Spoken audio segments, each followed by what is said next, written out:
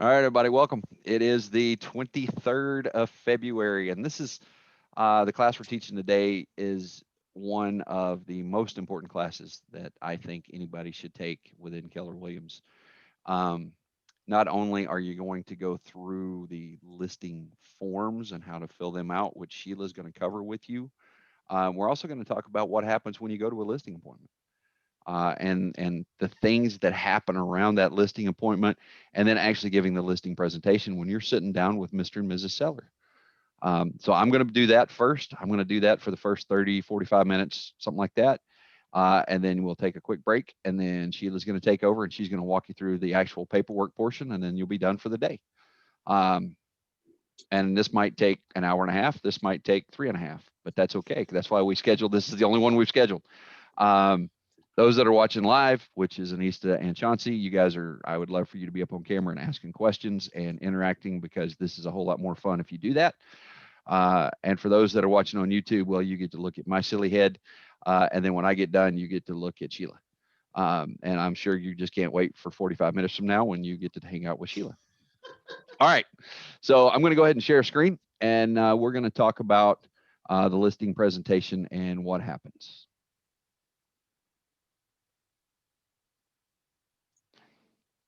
And I'm willing to bet everybody gets to see my Keller Williams marquee and my ugly mug in the lower left-hand corner. We're good. Except we see her. Yeah, there you go. Yeah, there we go. Much better. All right. So if you go out on command and you go to designs, you too can download your very own copy of a listing presentation template. It is in command, it is in designs, and you can pull it right up, and it's going to look very, very similar to the one that I have on the screen. I took it and I converted it actually to a PowerPoint so that I can go in and make all kinds of changes to my document. And then I just print it right off, and I take this with me to a listing presentation. Before we get into this, let's talk about the listing presentation itself, or the listing process, I guess is a better way to put it. You're going to get a phone call one day from somebody, whether you have worked with them for weeks and months and years, or it might be what we call a come list me. Somebody saw your sign. Uh, in Chauncey's case, somebody saw your car, and they call and go, "Hey, that's the kind of person I want to interview." Or maybe you got a referral, right? So when you show up to the house, I'm going to tell you a couple of hints, a little pro tip, like 5 minutes into this or less. When you pull in front of that house that you're interviewing to list, do not, do not let that be the first time you have ever pulled into that neighborhood. Do not make that the first time you have pulled in front of that house. Make sure you drive around ahead of time, if at all possible. Figure out where it is in relation to schools, businesses, major cross streets. Um, as simple as, is there a light to get in and out of that neighborhood? How convenient is it? Because you're going to want to talk to these things as you talk to a seller. Also, when you pull up in front of that house, you realize that when you park your vehicle on the street, not in the driveway, on the street, if possible, your interview has begun. So when you get out of your car, make sure your car's clean. When you get out of your car, don't show up in faded, ripped, torn jeans and a t-shirt. Come presentable, walk in the house, knock on the door, offer to take your shoes off or whatever is customary in that home. And that's showing respect to that seller. Usually what they're going to do is they're going to invite you in, and a most sellers that I have dealt with that I have not met before, the first thing they want to do is show you the house. So you take a tour of the house. Everybody loves to show their house. Don't tell them any information yet. Write some notes, take some mental notes, because it's things like, is there paint? Is it a pretty house? What's your first impression of that house? Does it smell like cigarette smoke? Does it does it smell like potpourri, like maybe they're overcompensating for something?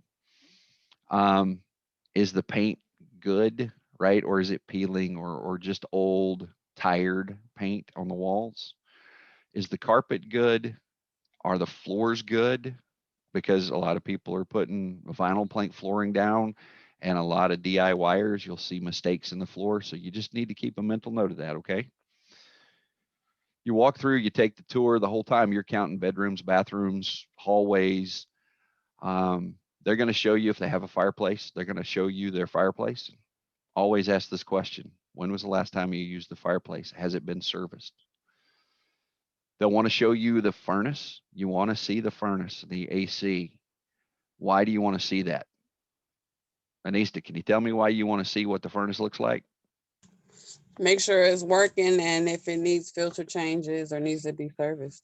Yeah, if it's a 1950 Chrysler something furnace, you might want to go, okay, mental note, this may need to be replaced sometime soon. Um, but yeah, just take a look at that.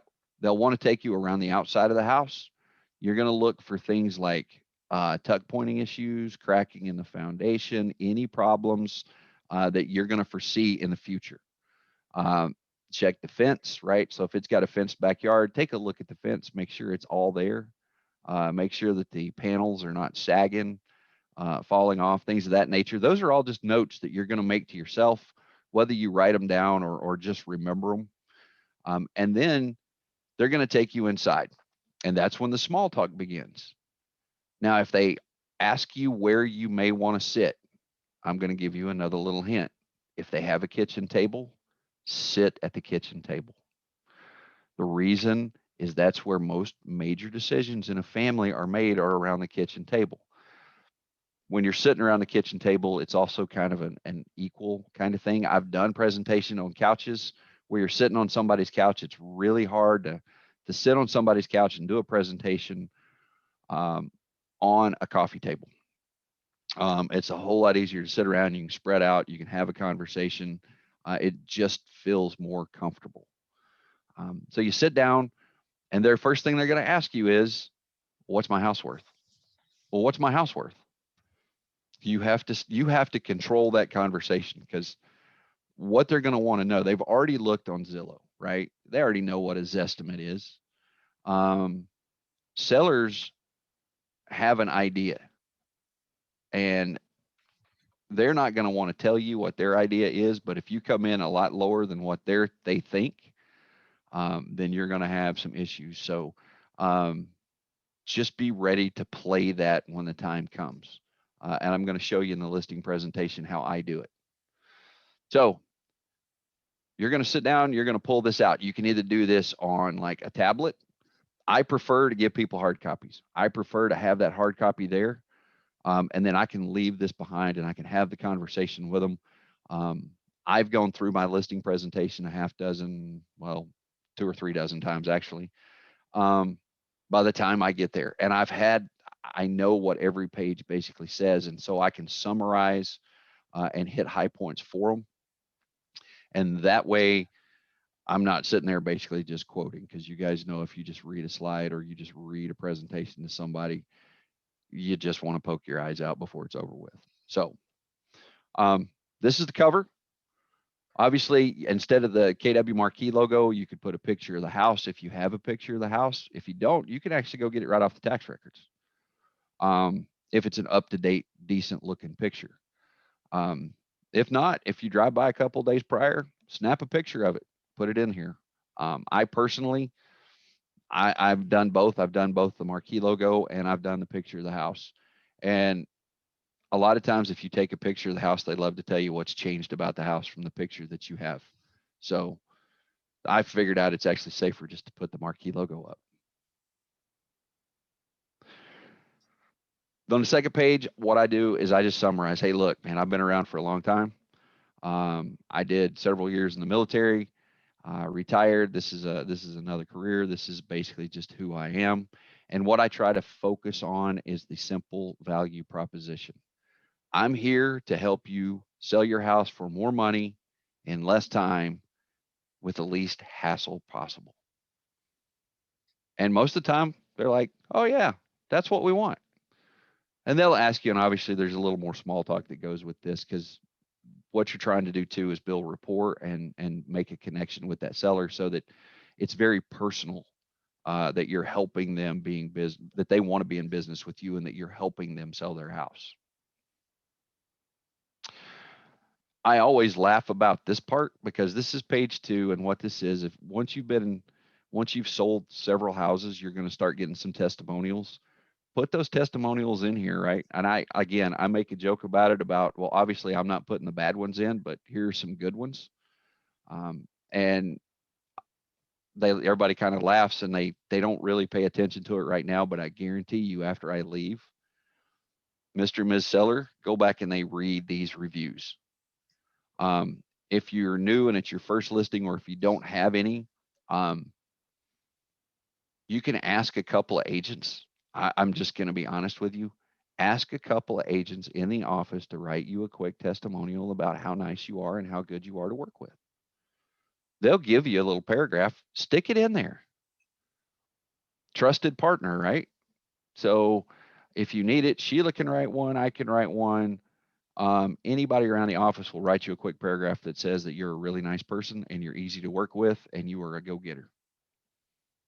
And so that puts this in there so you have a little bit of credibility, even if you are brand new. The next one we talk about is the clear communication. I've told you guys over and over and over, tell people what you're going to do and then do it. Right? Make yourself available. Answer your phone, return your phone calls. That's the one thing that I talk to my sellers about is if you call me and I don't answer the phone, I promise I'm going to call you right back. Because I've heard more and more horror stories about listing agents that list the property and then Mr. and Mrs. Seller never see them again. They never hear from them again. Things change in life. And I told you before we got on camera, I listed a property a week ago that the sign was still in the yard. The listing expired in December. And nobody called and told Mr. and Mrs. Seller that, by the way, the listing expired. So there was no communication. So make it a point. And I hate to tell you this, but bad news is still news. If things are not going well with the listing, you need to continue to communicate that with Mr. and Mrs. Seller. I have a question. Go ahead. Because I'm dual career, is it a good idea to put the hours of my availability on this sheet? Yeah. Yeah. You could put it right on there. Open and honest communication. Just and tell them ahead of time. This is where you're really setting expectations. That's a great question. This is the clear communication piece. This is where you're going to set the expectations with them of, hey, I'm going to call you, but it's going to be during this time period. And then I tell them how to get a hold of me. Right. This is how you get in touch with me. If you can get a hold of me, easy phone call. I'm going to return, and you guys know my standard is 4 hours. If you call me with a question within 4 hours, I'm coming back to you. And I talk about that on this. These pages are talking points for you. I'm glad Chauncey's up on camera.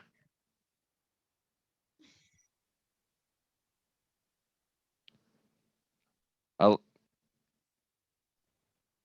I was saying I got my kids. Yeah, so it took me a minute to. Oh, you're good, man. All right, so the next page, and this is what I talk to them about now. I'm in business with you. I am a trusted partner with you, Mr. and Mrs. Seller. I need to know what you need. And this is an exercise that you can take them through. I put this in and I hit it very, very quickly. But when my first listing presentation I did with Keller Williams, we spent probably an hour playing this exercise because it was really fun because it was a friend of mine. And we talked about, hey, what's your dream scenario of selling your house?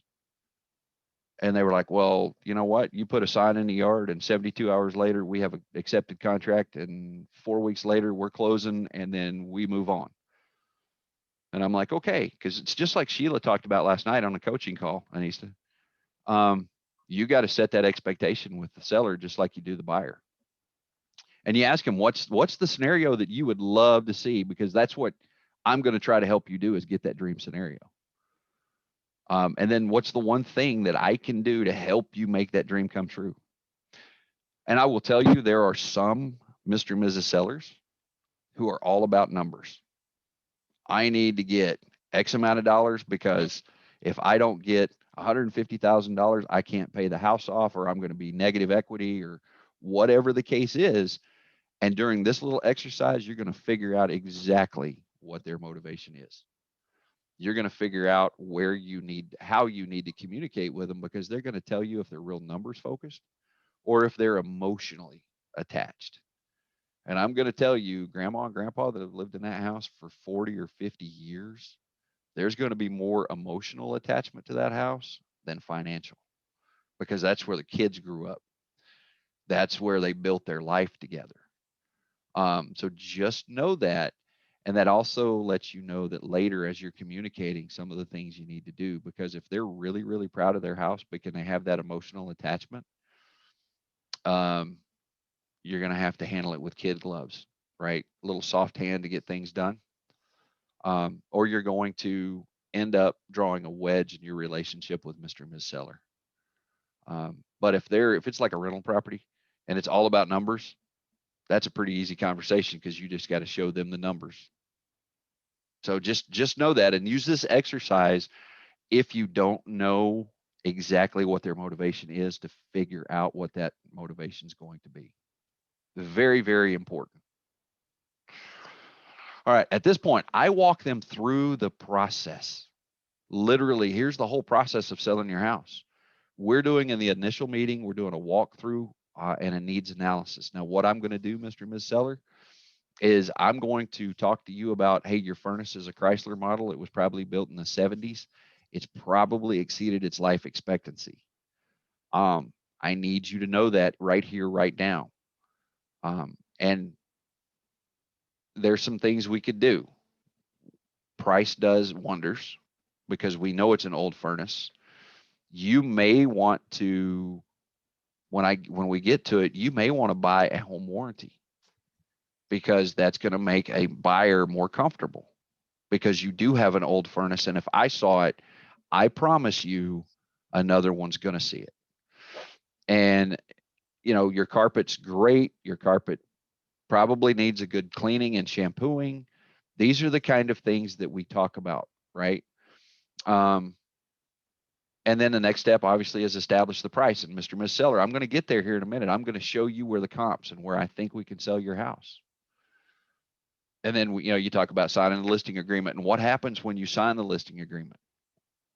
And then you've got it, right? You've got that listing agreement in hand. You better have it with you, just in case. Because if they go, hey, you're the right thing, you're the greatest thing since cotton underwear and canned beer, boom, sign a listing agreement. I have a picture of my sign. It's actually on my phone. And what I do is I'll open it up and I'll show them. And I'm like, hey, when we put a sign in the yard, this is what my sign looks like. This is a professional signage, because we do professional photography, and I use my resources, right? So I talk about bringing Dane Harrison to do photography and drone work and videos.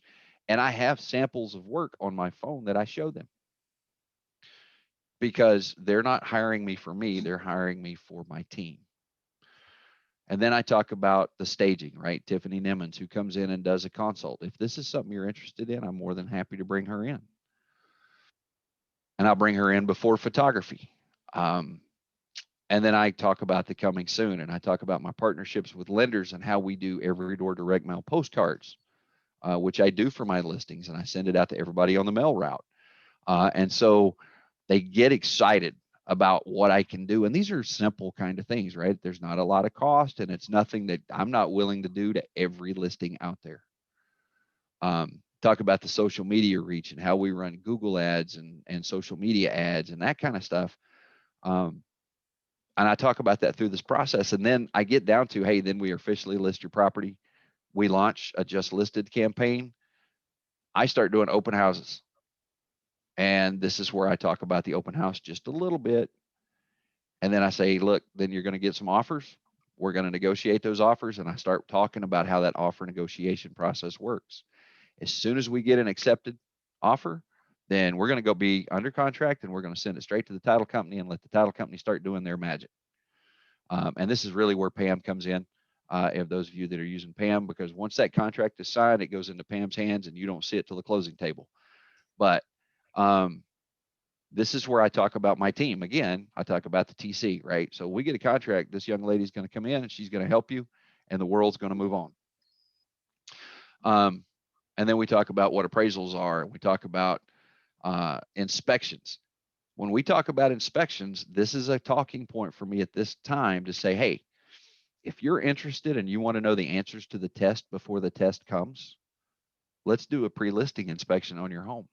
If there's any question, my inspectors will come in, they'll take a look at the house, and we can actually save you several $1,000s typically, because it's little things that you can do instead of having to hire a professional.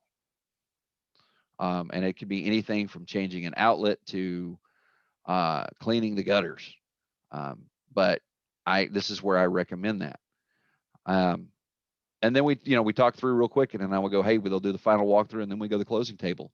Hey, do you have a title company that you prefer? Have you had some experience? And then they can kind of tell you, yeah, I love Benchmark, or no, I absolutely hate Community Title, or First American is my cousin. All right, great. Then that's who we'll go use.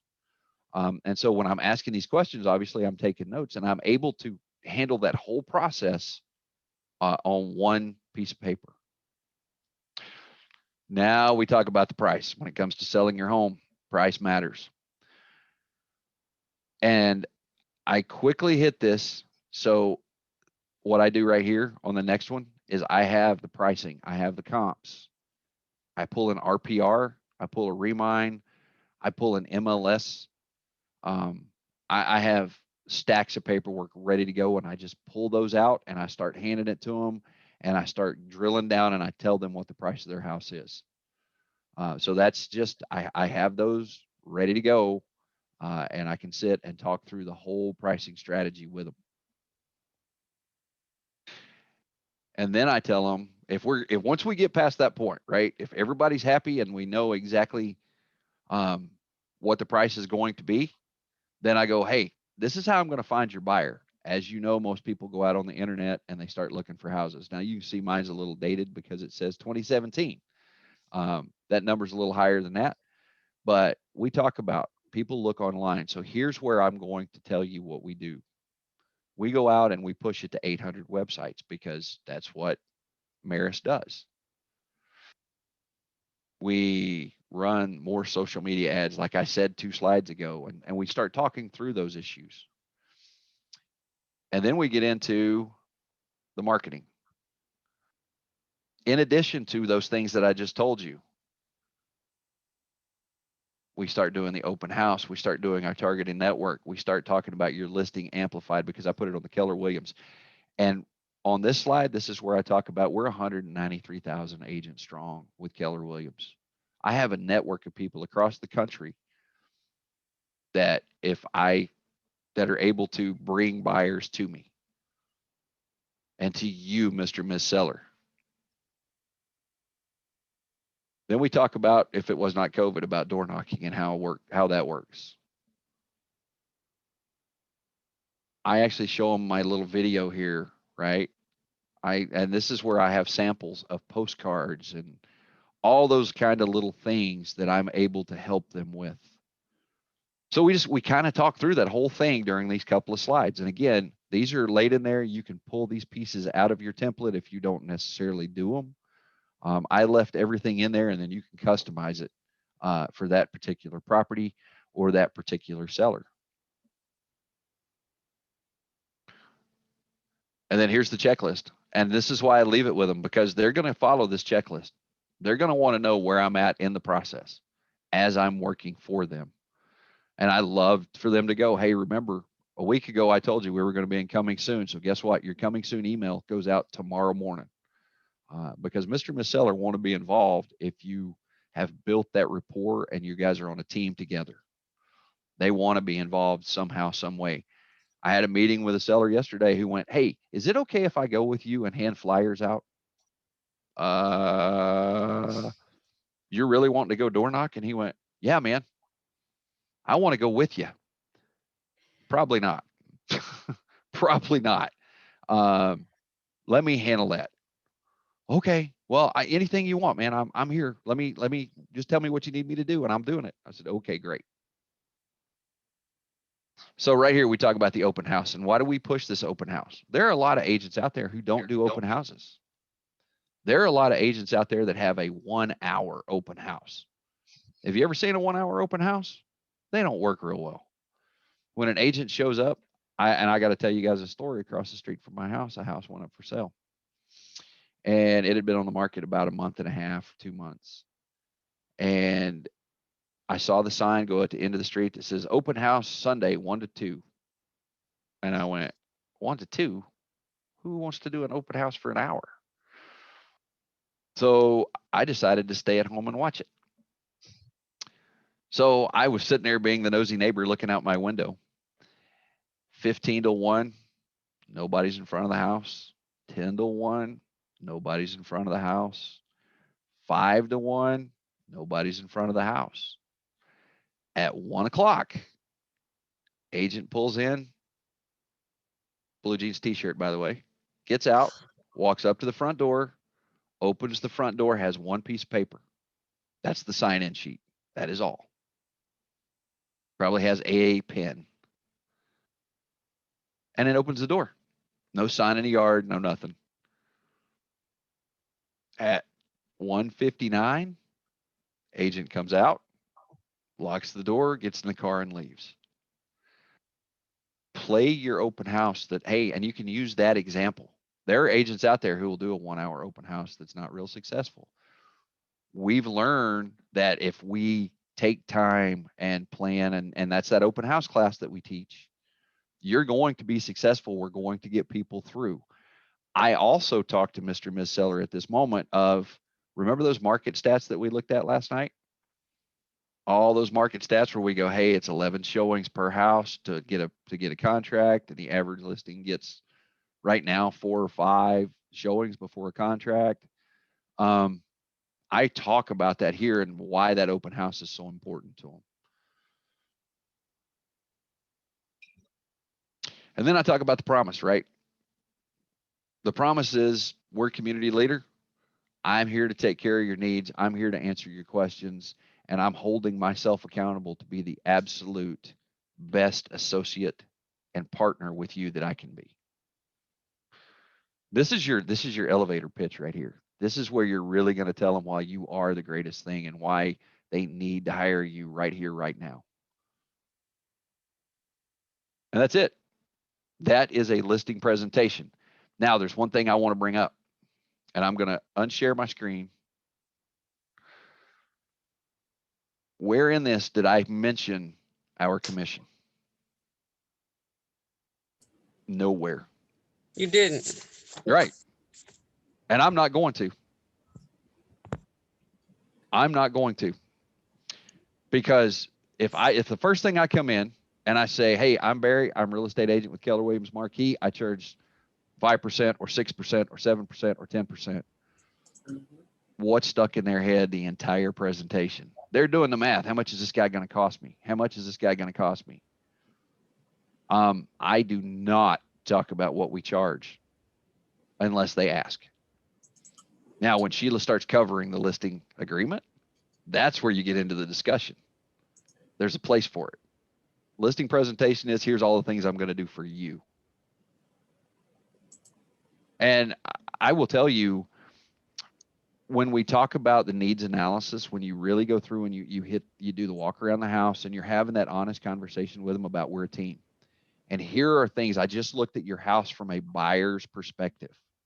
That's part of the reason being a buyer's agent first is a good thing, because then you're starting to, hey, here are the things that buyers are going to ask.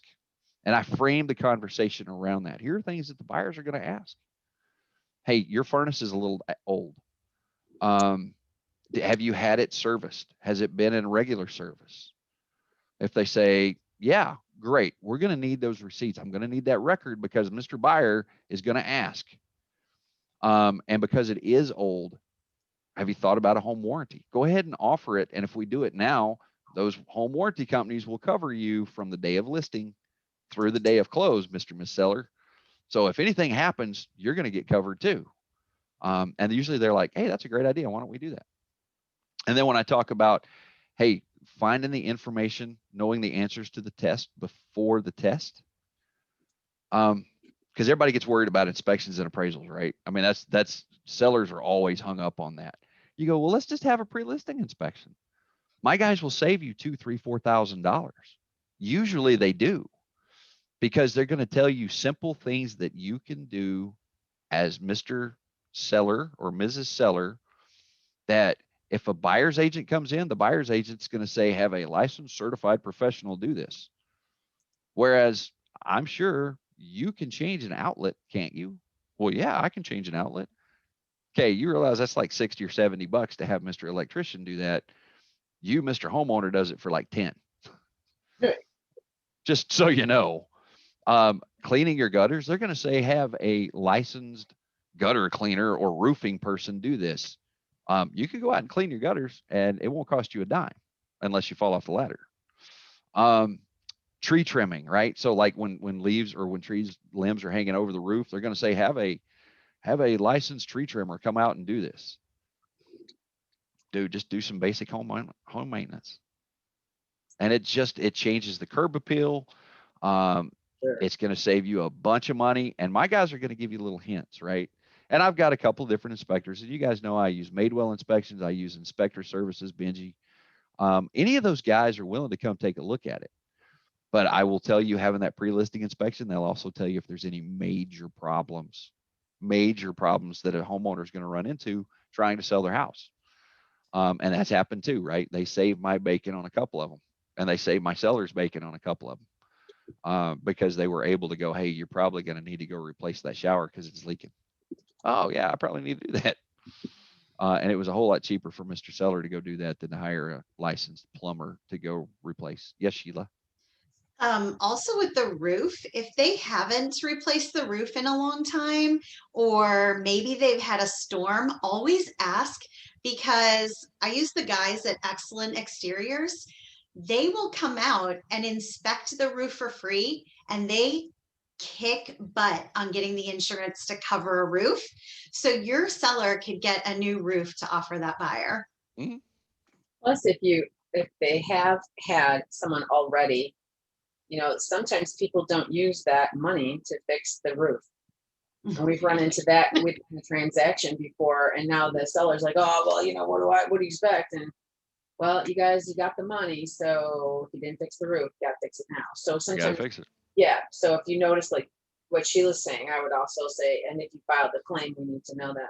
Because Yeah. So this is where you are a partner with Mr. Seller, right? They're telling you what's going on.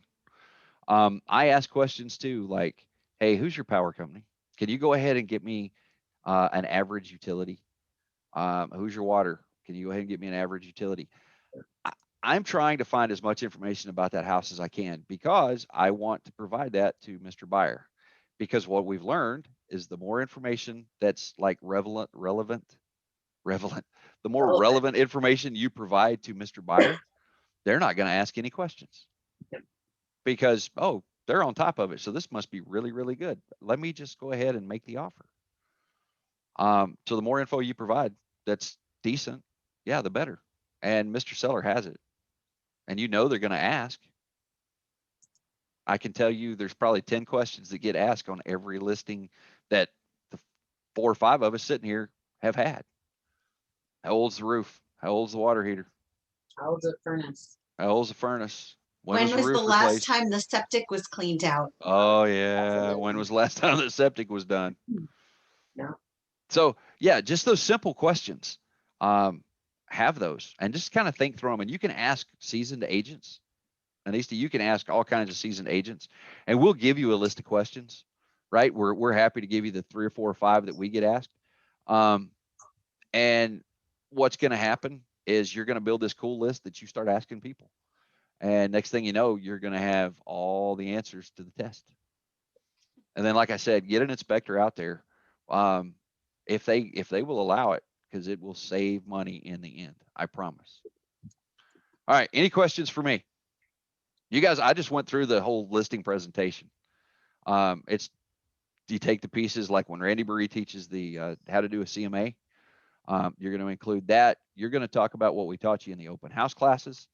And then you just kind of put all those together right in this listing presentation. And it's just talking points for you of everything you've learned over the last month. That's really everything you've learned in the last month kind of comes together in this class.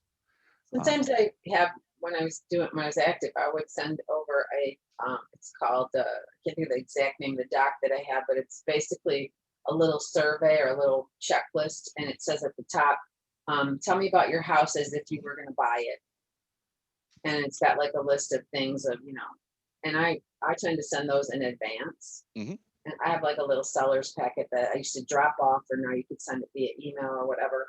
But those things too will help you be on the same team with the seller. They get that you're preparing.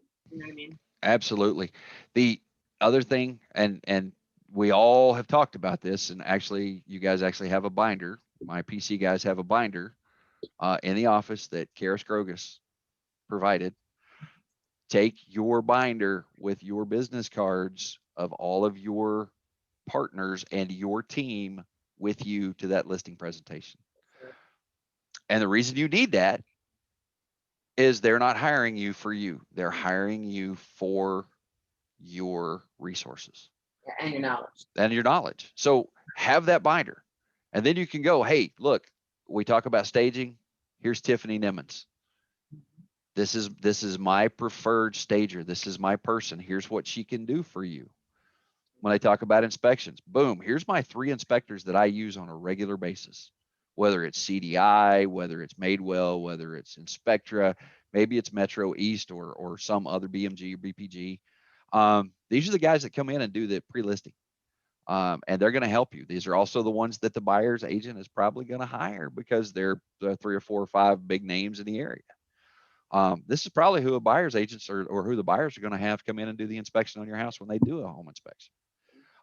At this point, I also, during this, and I didn't bring it up, I talk about occupancy. Hey, Mr. Seller, you know that you're going to have an occupancy permit if it is one of the municipalities. Have you started that process? And a lot of times they're like, I didn't know I had to have one. Yeah, you're going to have one. Let's talk about what may happen. And if you want to go ahead and start that process now, that's awesome. If you want to wait until you get the contract, then we can do that too. But just know that you've got some work to do because Mr. Municipality Inspector is going to come in. And he's not going to be looking for the exact same things that Mr. Home Inspector that the buyer hired. They're not going to be looking at exactly the same things. And if you have that knowledge of what that means require, you can point out, hey, you got to have 5/8 inch fireproof drywall over your attic hatch. I'm just going to tell you, go when next time you're at Lowe's, pick up a sheet, put it up. Then you're ahead of the game. And where that book comes in really super handy, I personally think, is when you're doing for sale by owners. Mm-hmm. Because for sale by owners don't have those resources, right? That's right. I lead with that when I go into for sale by owner. That's one of the things it's like one of my top 2. That's right in. And by the way, I have this whole team of blah, blah, blah. For sale by owners are going to be impressed with that. Yeah, I've started targeting expireds, and I'll tell you what I do is I say, hey, did your agent do this for you? And Sheila and I were talking about it before. So once I go through that, my question is, did your last agent, did they do that whole process with you? And they're like, I'm going to tell you. The answer is no. I say, stop me if your previous agent told you about this already. And they go, I don't even know what you're talking about. They didn't talk about that. Yep. Nice. Well, then let me tell you. And I'm going to tell you another one is when I give them a price, I'm like, so how did your previous agent talk to you about price? Oh, they asked me what I wanted to list it for. Oh, okay. Okay. All right, cool. Yes. Well, let me help you here. And then it's a different conversation because then it's you know what, you guessed wrong. Yeah. I'd love to guess when they price it low, obviously you don't get a chance, right? Because somebody sucks it up. But if they overpriced it, let me kind of give you a ballpark here. Another good one is to ask them what they need to net out you know, that I've always asked that and what they owe. Yeah. And then sometimes depending on the person, they'll say, Barry, I gotta have 100,000. I have to have it, blah, blah, blah. After all said and done, I'll go and do a net out sheet. And then when we're talking, if they're going to argue with me on price, I'll turn the net out, if I match their net, mind you, and I'll turn the net out sheet around with everything covered. Say I'm wanting to list it at 120, they're wanting to list at 140, and I'll cover that whole sheet, but the net will be correct. And Yeah. or close, and they'll go, well, is that this? I'm like, well, that's at the sale price that I'm suggesting. You know what? I carry blank net sheets with me. Yeah, I have them in my binder. Yep. I just use the app on my phone. Yeah, that works too. I mean, But yeah, I have that net sheet, and that's that binder of documents that we tell you to carry with you everywhere you go. It's got the contracts and the listing agreements and square footage measurement, and I even have like the radon and the lead-based paint pamphlets in there. Just because that's one of the things. That's one of the little things. Hey, did your agent, the last agent, or has anybody shown you this? And they're like, no. Okay, this is one of the things we're required by law to give you, and they're immediately like, oh, yeah. By law, I have to give you this. Right. So yeah, just little things that set you apart, and it's words matter. Yeah. Words matter. And if you carry that stuff around too, I think oftentimes that you look so much more professional and prepared than if you're like, well, let me check back into that. That's my own personal opinion. I always had like an expandy folder in my trunk, Mhm. and I kept in there because I'm a smoker. I don't want it to stink too bad, but so I always had a full-on sale packet and a full-on listing packet everywhere I went, no I matter do what. too. Yeah. Yep. I do too. It's sitting on the opposite side of this computer right now. Yeah. I just have one of them expandies, with the handle. Mhm. Yep. Love that. All right. So I'm glad we had that. Was a great conversation. I hope you understand. I mean, go out to Command, go to Designs, and download a listing presentation. There are a couple. Every agent has something a little different, right? Hang on just a second, Anista. Every agent has something a little different. I use mine in PowerPoint. Some of them are PDFs. Erica Timko has one that she actually just did a Word document. And it's real easy to modify. And what she did was she took it one step further. Hers is real generic like mine, right? It can go to any listing. Hers doesn't have the address or anything in it. She went and had it bound, like in those little plastic spines. They're called Surlocks bindings. Yeah. And she has a stack of them in her office. So when she just pulls it out and goes, and it's ready to go, and she leaves it behind, and it's in in a clear folder, and it looks very professional. She leaves it with them, and away we go. All right, Anista, you had a question? No, I was just saying there's 5 templates on Command. Yeah. I'm looking them up, and I happened to pull up the one that you went through. So yeah, you pick one that fits you. Everybody has a little different style. Before I actually used that design, I built my own. I did. I'm very comfortable using Word and PowerPoint and Office, so I went in and created my own in Microsoft Office. And then I started using the designs template. And like I said, Erica Timko has the one that she built in Word. And I love the one she did in Word because it's so easy to modify. Yep. So, all right, with that, I'm done. Sheila's got it. I'm going to make her the host. And she's going to take you from here if you need to take, whatever you need to do, Sheila. I don't know. Does anybody need 5 minutes to get a drink or? No, I'm good. Actually, that worked perfect for me if I can go change a diaper real quick. 5 minutes? Okay, that's good. That one, Chauncey, I'm just saying. Back in a minute. All right, I'm gonna grab a water then too.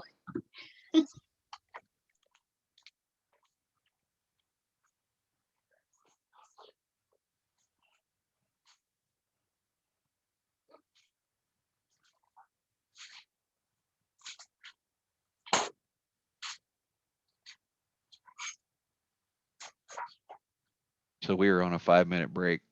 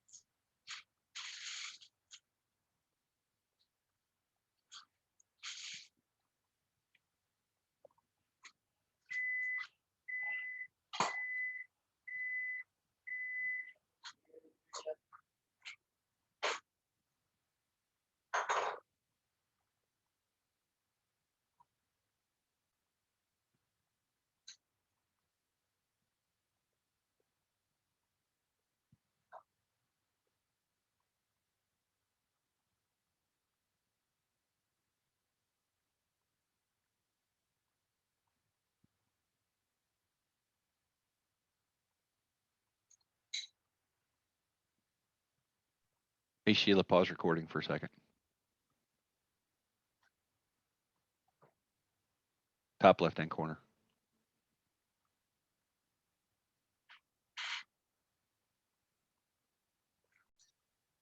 All right, guys, welcome back to our listing presentation on February 23rd. We're going to go over paperwork and everything you need to know to get your listing all ready for compliance so that you have everything you can submit. I am going to share my screen. There we go. All right. Can you guys see my documents? Okay, perfect. So if anybody has any questions in the chat, I know you guys are fine coming off of mute and asking, so it should be fine. So this is in Command. So if you're in DocuSign in Command, all of these documents are available to you. So you can easily pull them up. I have to move you guys around on my screen while I do some of this. So you can add right here, this little add button, any documents that you need. So DocuSign forms, and you're going to get to this, you know, from your opportunities that we've gone over before. So your DocuSign forms, some of these are going to be in our Keller Williams because, you know, our office number is 1088. So this is our office forms. This is where you're going to find like the square footage form because that is specific to our office. And then everything else you're going to get from either GGAR or RASI, if you're with RASI. I'm with GGAR, obviously. The Illinois Association of Realtors has forms as well. Missouri forms are in here also. So you can pull up everything that you need. I've already loaded all of these for us. So first, I want to show you that there is a seller's agency checklist in there. This comes from the Illinois Realtors Association, but it's also going to be in RASI or in GGAR. So this is just your checklist. Everything that you're going to do, things you want to discuss. So things that Barry just went over in the presentation, all of that's going to be in here too. So if you like a little checklist that you can go through and make sure you don't forget anything, this is a perfect opportunity to pull this up. You can print it out. So super easy, just click, right click when you're just hovering over this, and you can print, you can download it, so you already have it saved on your computer for any time you need it in the future. Super easy. Also, I wish I could put these in a different order other than numbering them for you, so they're not out of order here on my screen like you see them. But this is the listing checklist. Again, also in DocuSign, one of those things that you can pull up. This gives you the checklist of anything you may need. You might not need all of these things, but these will be things that you may need. Some are things you definitely need. So this just gives you the checklist that you can go through and make sure that you've pulled all of this information and gotten these questions answered by your sellers. Again, so you don't miss anything and have to call them back later and go, oh, wait, I forgot this piece of paper. We got to do this one thing. So first, right off the bat, you're going to pull all of these documents in. Hold on, let me shrink me a little bit so I can see. So you need your residential real property disclosure report. You're going to need your lead-based paint, your radon. All these are disclosures when we talk about disclosures. I always pull a counter offer in there just in case I need it, so it's already in my room. Your exclusive right to sell listing agreement, government inspections and occupancy permit addendum. You might not need this. We use these a lot at the beginning of COVID because COVID was pushing some of those occupancy inspections where, I mean, some of the offices were closed. They couldn't even be done before we closed. So we needed addendums for those. You might not use them as much now. When Barry was talking about those pamphlets, he carries them in paper on him. I have them downloaded to my computer so that I can just email them to my clients. If you email them from DocuSign, there's actually a record that you sent it. So that's always good to have too. This is the lead-based paint, and then this is the radon. So make sure you send those to your clients every time. This is your Keller Williams Marquee square footage disclosure. When you are on the buy side, the listing agent should already have this from their office. It doesn't matter whose office has it posted. Everybody can sign the same thing, no matter whose name is up here in the corner at the top of the page. A listing amendment, I throw that in there just in case I ever need it. So it's, again, already in my room, super easy and convenient. Listing property information sheet, lockbox authorization, and your Maris marketing options form.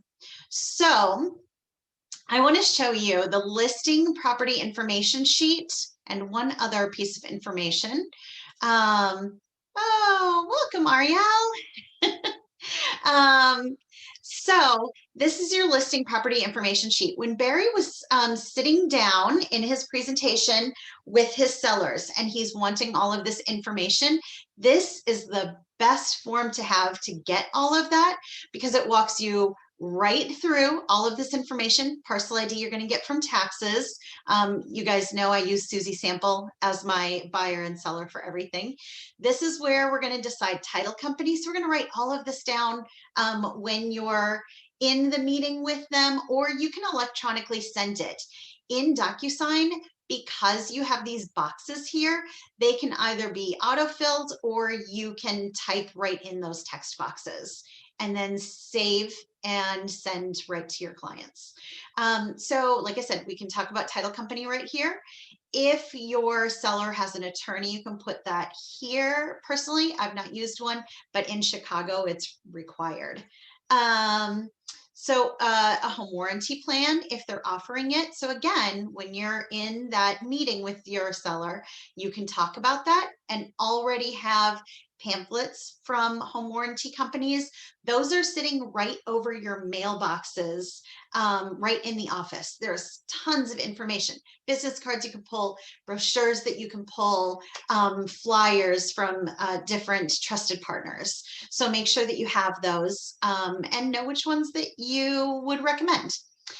Which company it will be and what the price will be, because they all have different price levels. Starting at the basic plan, there's usually a mid plan and a higher plan, and then there's additions, if the house has a pool, if there's a hot tub, all of those things are very important to make sure that you include that in the price if the seller wants to offer that up front, or that you go over it with the seller even if they don't want to offer it, because chances are the buyer may ask for it. So you don't want them to be, you know, caught unaware when you get an offer and then all of a sudden, you know, now you have to explain it. And then they just think, oh my gosh, it's another dollar amount that's going to come out on my bottom line. So just make sure, again, just like we talked last night, just like we talked a week and a half ago, make sure your buyers and sellers are prepared with information up front. Property inclusions, things that the seller is definitely planning on leaving. Maybe it's a deep freezer, maybe it's custom drapery, anything that they are planning on including in the sale of the home. Things that are excluded, maybe they have a dehumidifier in the basement or the garage right now, but they want to take it with them. You want to make sure that you know and that they're signing off that those are definitely excluded should the buyers ask for. This is, again, just like Barry was saying, find out all the information you can, because somebody will probably ask you it. So who is their water provider? Sewer, electric, trash, gas, internet, cable, fire protection, police. You know, we live in an area where there's so many weird boundaries to, you know, it's one town for the physical address, but they're in a different school district, but maybe state police services them because they're rural. So they're not town police. So make sure you have that kind of information. If they have propane, if the tank is leased or owned, because a buyer is going to want to know that because that affects their costs. Satellite dish, leased or owned. I don't even know that they lease them anymore. And obviously this form is from 2015 and it's the most recent one we have. So I think they're all owned at this point. If they have an aeration system, again, the last date that it was serviced and who did it. If they have a receipt, even better. The age of the roof, the HVAC. The water, how deep the well is, if they have a well, and what process they're using to make sure that that water is treated.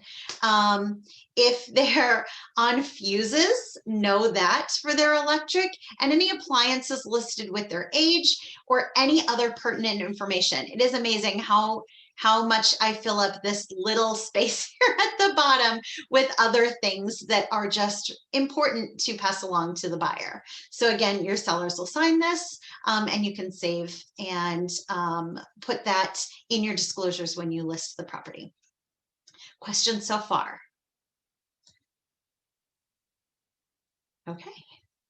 All right, so next we're going to move on to your right to sell listing agreement.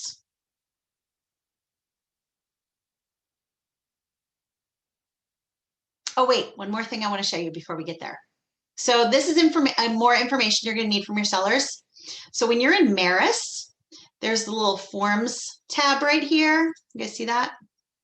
So you have forms. There is a listing form. It is residential right here. This is information that you are going to need to know to get your listing into Maris. Everything that has a little R, can you guys see? They're tiny, I know, but everything that has a little R, those things are going to be required to list the property. If you don't know that information, make sure you do. If you don't know what a piece of information means, make sure Google. When I started, I wasn't with Keller Williams, guys. Some of you know that already. And I didn't have all of this information. And I didn't always have somebody to call, you know, quickly. So Google was my BFF. Just Google if you don't know what something means. It's super easy. But like I said, all these little R's you're going to need for your listing. So this form gives you, while you're at the home, you check off that it's the bathroom, measure the bathroom, what level of the house it's on. Window coverings, this is in every room. It's going to be none or some are included in the property. So whether it's blinds or pull down shade or any kind of draperies, none or some. That's your only choices. And your floor coverings. So I've heard too many times agents leave the house and didn't pay attention to these details, and now that needs to go in Maris. So make sure you have this filled out. And again, it's going to go over all the details of the home: parking, garage spaces, any details that make the house desirable, backs to woods, backs to a park, lots of details. The heat source, the cooling source, sewer, water softeners, your water heating, the details of how the house is sold. So this is something you need to make sure you pull from Maris. Again, you can download it so you have it saved to your computer, and you can print it. Questions? Okay, good. So moving on to exclusive right to sell listing agreement. Again, when you're in command, it's so great if you can already fill out all of this information right in command with the details of your sellers. And remember, we talked the other day about making sure that you have their full legal names. I have a client right now, and people only know him by his middle name. But he actually has a given first name that's on every legal document. That's how the title of his house is held. So when we're selling his house, his paperwork has to be his actual given first name, not his middle name that he goes by. But when he signs every piece of paper, he uses his middle initial. So I needed to know his first name and that he uses his middle initial to have this already on all of this paperwork. So it's accurate, and you don't have to make any amendments. If you don't have that kind of information up front, you will be writing an amendment, because everything is a legal document as it's written, so then it has to be legally amended. So if you have your information already in command, it will auto-populate. But again, because you're in command and you're in DocuSign, these little boxes will pop up and you can type right in them. And actually, as you type in them, it will transfer that information into command in any of the spots that it might need to save them at. So that's really handy too. So again, your seller is appointing Keller Williams Marquis as the broker with our address. And actually, I don't have this all filled in completely, but this would be Edwardsville, Illinois, 62025. This is our phone number. So remember, that's 618-307-5616.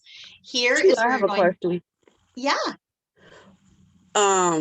What is the difference between this one? Because I printed the other one that's titled Exclusive Right to Sell Contract Without Dual Agency Disclosure and Consent. What's the difference between the two?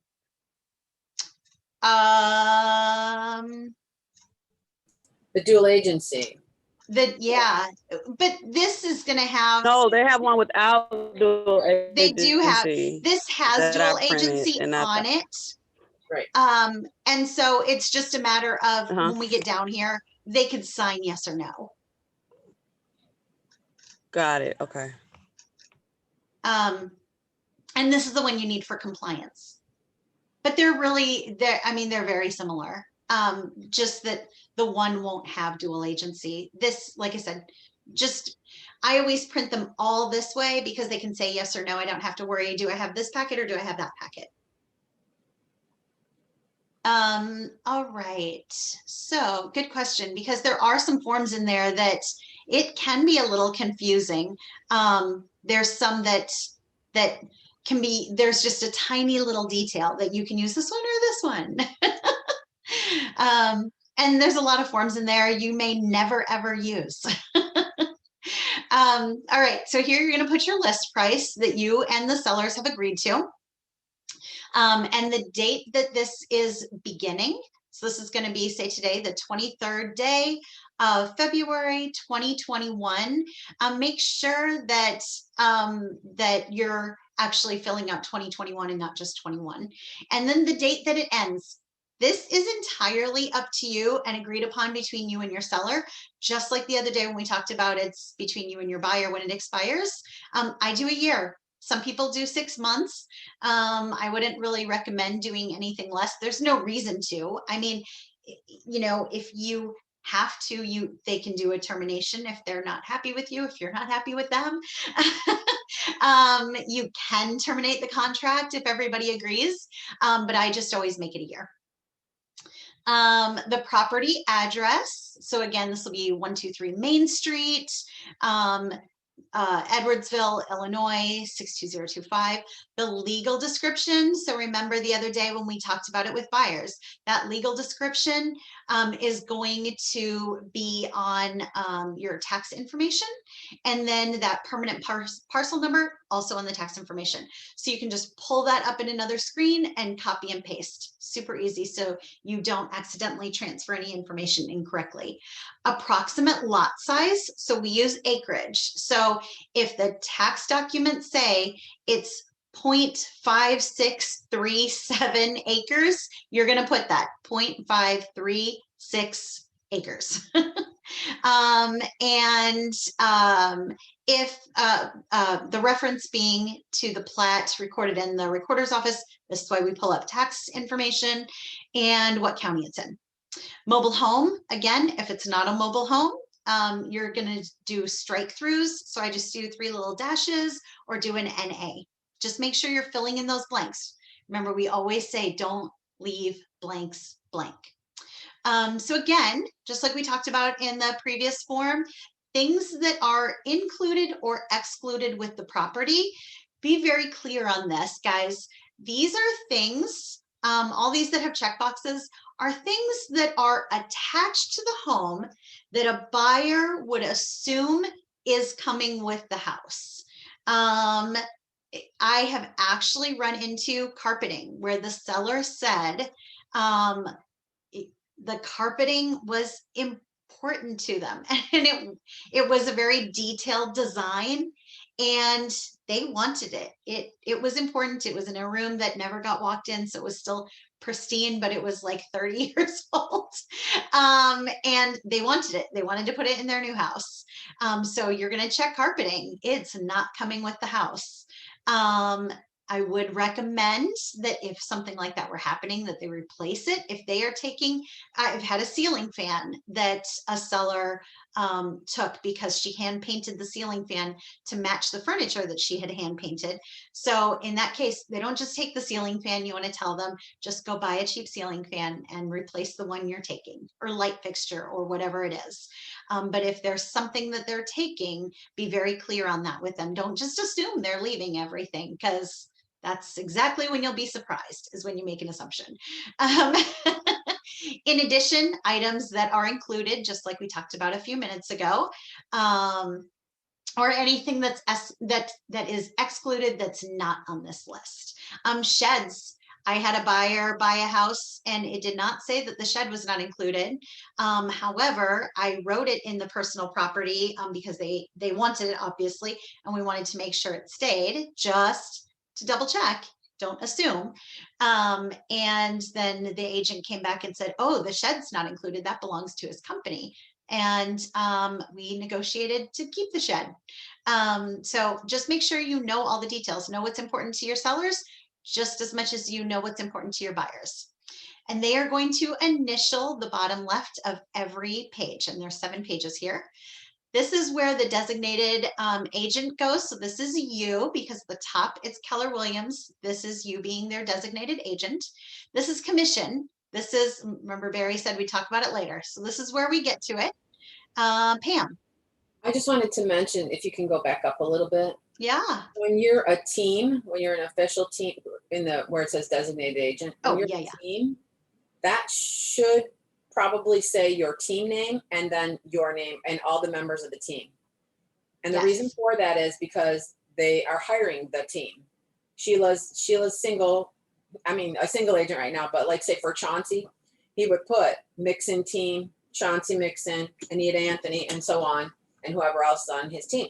Because then you guys can all work on it. If you do not do that, then you have to then later designate that your team members. And there's a form for that too. Yes, ma'am.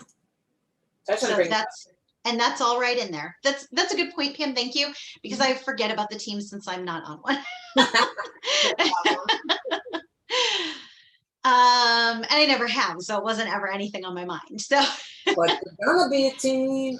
Yeah, right. So commissions. This is where you're going to talk about your commission. And again, make sure you're clear on it because they're going to sign this.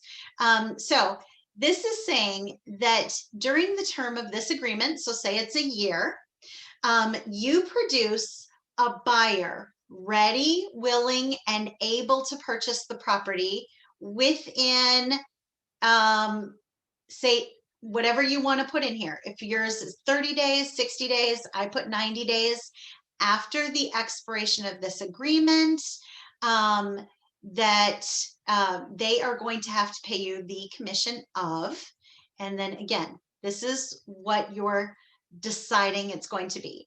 So if, for example, the commission is 6%, that's what you charge. This, you're going to put 6%.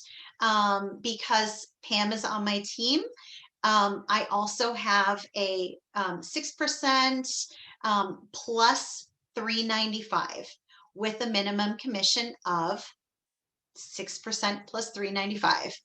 If a broker is involved, that broker will be paid blank percentage. This is something that gets incorrectly filled in very often. So say you're splitting your commission in half with the buyer's agent. This, and your commission is 6%, you just put that up here. This space right here, a lot of agents will just put 3% or whatever it is, 2.7, 2.5. That's not right, because the verbiage is will be paid blank percentage of total commission. So it's not how much of that 6% in half. It's actually taking whatever that number is. So say you said 3, they're getting 3, you're going to get 3. This number would be 50%. Make sense? So if your commission is 6% and you're going to give them 2.7 and you're going to keep 3.3, you do 2.7 divided by 6 on your calculator is going to be 45%. Good. It trips people up a lot. When you submit it, it will get kicked back. Yes, Pam. Also, the verbiage in that first line too, the seller agrees to pay broker commission of with a minimum, if the property was shown, going back up to your within 180 days. When you get, and I hate to say this, but you may end up, someone wants to withdraw, somebody wants a release. This is where this paragraph can play in a big role. So if you withdraw a listing, this is in play, meaning they can't list it with someone else. If you release a listing, this goes away other than someone who saw the property. And you may have to go to, if you look here, it says, where's it? Any person with a property was shown without incurring a commission to another broker. So if it's relisted, all bets are off. Just so you know. Yep. So this is a CYA portion of the contract. Yes, ma'am. That's why I wanted to say, so if someone says to you, oh, that's it, Sheila, and I can't imagine this, but we don't want to work with you anymore, and we want to release. If you release them, then this paragraph goes away. If you give them a withdraw, it remains. So be clear in your communication with your seller what they want to do. Are they just taking it off the market because they don't want to sell right now, or are they mad as heck at you and they want to list with somebody else? Because those two are different things. So I just wanted to clarify that really quick. Yep, thank you. All right, so this is everything that Pam was just talking about. Authorization for dual agency. So again, this is going to go over just the exact same verbiage that we talked about a week and a half ago with our buyers. So same exact verbiage in it, you know, what we can do for them as a dual agent, what we can't do, things we cannot disclose. So remember, when you're a dual agent, you are literally just playing both sides. So you need to be very careful as a dual agent. I don't think that's clarified often enough. This is if they agree to dual agency. These are just initials, or if they don't agree to dual agency. Now, you can, they can sign and say, yeah, we're totally fine with you being a dual agent. And then maybe you have a buyer and maybe they've thought about it, or they talked to a family member and they said, you know what, we really decided that we just need your help 100%. We need you in our corner. We don't need your loyalty split between us and them. We don't feel good about it. We want to change it. You can write an amendment and they can say, we're not doing dual agency, and the buyer gets another agent. Hopefully you have that relationship built with the buyer where now you can refer that buyer to another agent in the office and you can still get the referral on that. Good.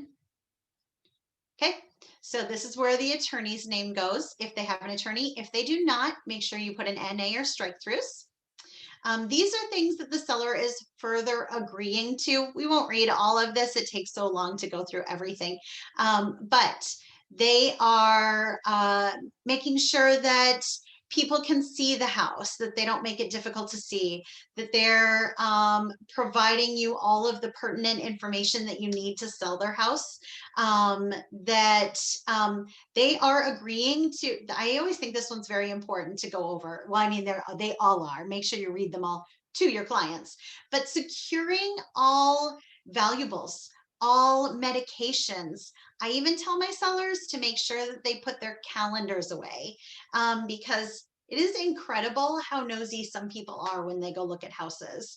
And the last thing that you want is a potential buyer who's coming through the house seeing what your seller's work schedule is, or that they're going to be out of town for a week. So I always, this is where I bring up to them to make sure that they even put their calendars away before showings. That they make sure they maintain the property in good repair. We talked earlier about cleaning leaves out of the gutter, that if it's that time of year, make sure that they're doing the regular maintenance. Just because they think they're going to sell it in 30 days is not a reason to neglect something they would do if they were still going to live there for 10 more years. So just to stay on those routine tasks.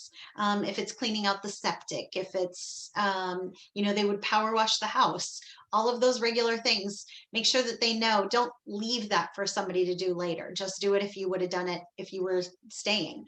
That they're going to let you put a lockbox on the property, again, so that people can get in. If there's tenants, the tenant has to sign the lockbox authorization form. We're going to get to that in a minute. And that they're agreeing that you can take interior pictures. Crazy that there could even be somebody who would say no to that, but they do have to sign here and date that as well. Oh, and remember, again, initials at the bottom left of every page. Home warranty.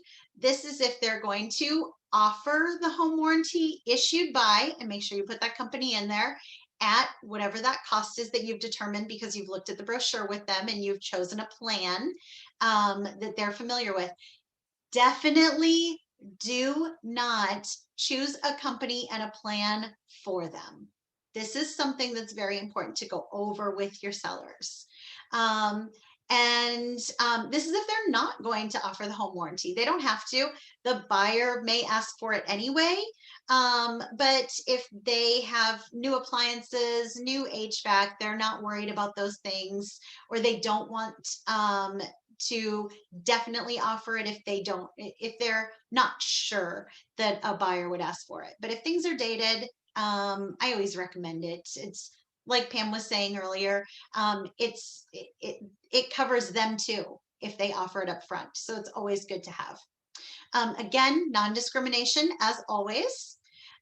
This is your disclosure of the condition of the property. So we're going to talk about the disclosures in more detail as they're going to sign those too. But again, the contract covers all your disclosures. They're just not signing off on specific details like they will in the other forms we're going to get to. Lead-based paint. This is them acknowledging, it's not saying that they know it has lead-based paint. It's just saying if the house is a target for lead-based paint, which means is or is not the house built before 1978. That's it. That's because you will get a seller that says, no, I don't know that my house has lead-based paint. It's not that, it's just, was it built before 78 or not? Minimum services. This is the minimum services that you have to do for your seller. Keller Williams is not a minimum services agency. So we definitely go above and beyond this. Make sure you know what this says and make sure you are doing those things. Earnest money. This is explaining to them what earnest money is, just so that they understand, and a good thing to go over with them, because some sellers don't get what earnest money is, even if they put it on their own house when they bought it. It might have been a while, they might have forgotten, maybe nobody explained it to them. Always assume that they don't know, so you're going to go over all of these things when you're doing this contract. So making sure that they understand how the earnest money gets deposited, that it's actually deposited, that it's going to come off the buyer's mortgage at the end, that if something happens and it falls apart, what may or may not constitute them withholding it from the buyers, but that the buyers will probably get it back, that they probably won't be keeping it. Make sure they know that. Again, initials at the bottom left-hand corner, your disclaimers, your inspections, and how all of that works, to make sure you're talking to them about the financing and about the inspections and how those things work. Make sure that they know how the listing content is sent out everywhere, that they know that the pictures will be posted on the MLS, that you'll be posting things on the internet, that it goes out, like Barry said, to 800 websites, because Maris sends it everywhere, so that they know it will be out there. Not that it's a big deal, everybody signs the form. But just that you're telling them that. This, again, crazy, just like photos, is if they are or aren't okay with this information, with the information about their home, with the pictures and the details being posted on the MLS. If they say no, there's really not going to be any advertising done to sell their house. I've never had anybody even think about saying no. Why would they? They're hiring you because they want advertising done for their home. Again, initials at the bottom left-hand corner. Again, they're signing if it's okay for it to appear on the internet, not allowing comments, reviews, hyperlinks, not allowing automated estimations of the market value. So that's like Zillow. These are things they would check if they didn't want those. I mean, none of that's in their best interest, because any information is good information. I have a question. Yeah. So if they are okay with all of these, and in my head, I'm thinking like the other presentation you did, leave no blank behind. So you just leave these blank if they're okay with it. Yeah, because these are only boxes you check if they're not okay. Okay, gotcha. Thank you. Yep, you're welcome. This explains how mediation, arbitration, and litigation is handled. If there were any disputes, you're going to see right here, seller agrees that all disputes or claims for $5,000 or less as between the broker and seller shall be filed through small claims procedures. Personally, I haven't ever had to deal with any of this, so hopefully you won't either, but just know that all of those procedures are covered here in these paragraphs. This tells them exactly how to proceed. So if they ever think that they need to come after someone, sue someone, file for any kind of action, the steps are right here. Remedies upon default. So if someone defaults on the contract, this is going to be right here, just says in writing, the nature of the default. They have to have a deadline. There's a form if someone wants to terminate the contract. There's a termination form. So we have all of that, all of those steps are in place. All of those forms are, again, available right here in DocuSign in Command for you. Notices, all notices have to be given in writing. Of course, these are all legal documents. So that's why we give dates on everything, right?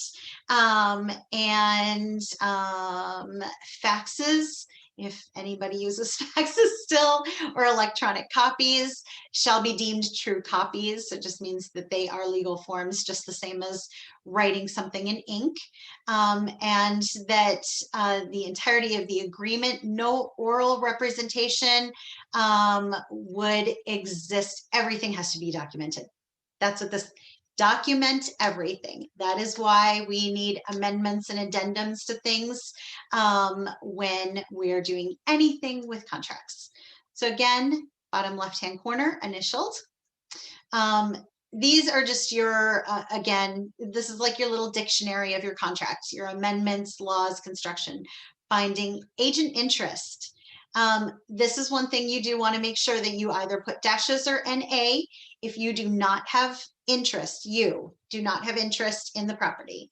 If it is your sister, if it's your best friend, you probably do have a little bit of interest in that, even though it's not your own property. But you are definitely going to have that heartstring connection in making this any of these decisions. You know, you're going to give more advice to your sister selling her house than you would any other client, right?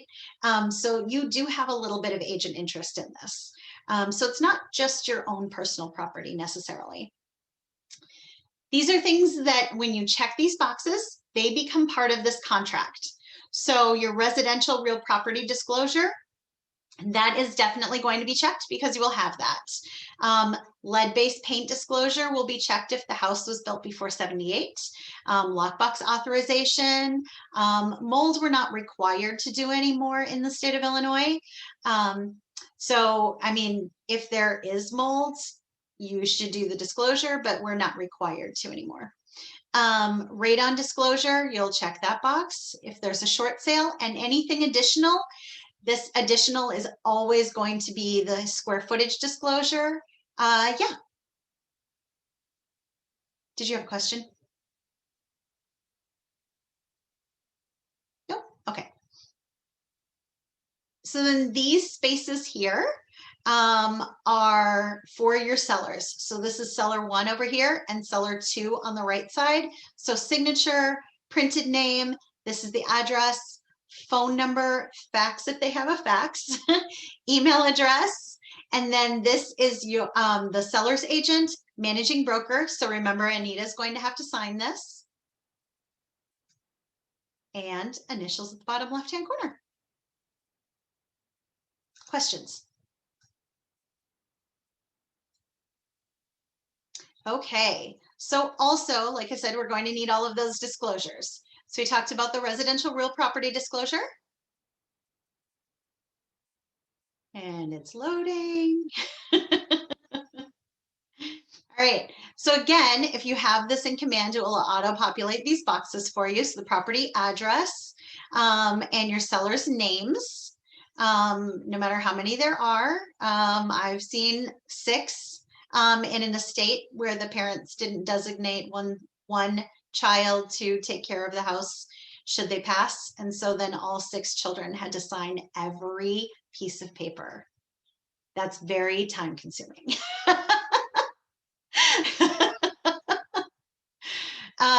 So that needs to be filled out. And then this information is provided as of today's date, for example. So February 23rd, you're going to fill in 21.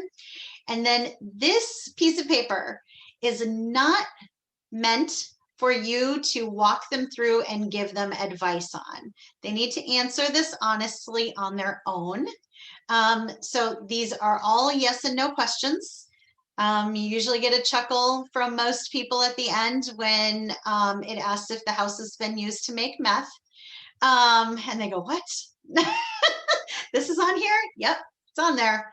But these are anything that they are aware of or don't have. So make sure they check NA if there's no fireplace or wood burning stove.